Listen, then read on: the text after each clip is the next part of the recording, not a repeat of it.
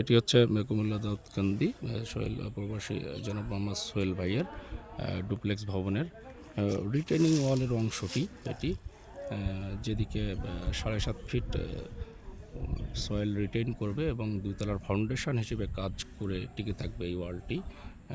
এই একই সঙ্গে এই ওয়ালটির দুটো কাজ 3 দিকে ঠিক আছে, আর এদিকে শুধু এই যে দেখুন ডাউন এই অংশটা রিটেনিং ওয়াল, অর্থাৎ 7.5 ফিট ভিতর থেকে সয়েলের ভরাট আছে, এটির প্রেশার রিটেন করে টিকে আছে এবং ডুপ্লেক্স স্ট্রাকচারের ফাউন্ডেশন এটি আবার একসঙ্গে দুটো কাজ করবে এই ওয়ালটি। এর লেন্থ হচ্ছে 50 feet, 50 by height soil retain height হচ্ছে 7.5 ফিট।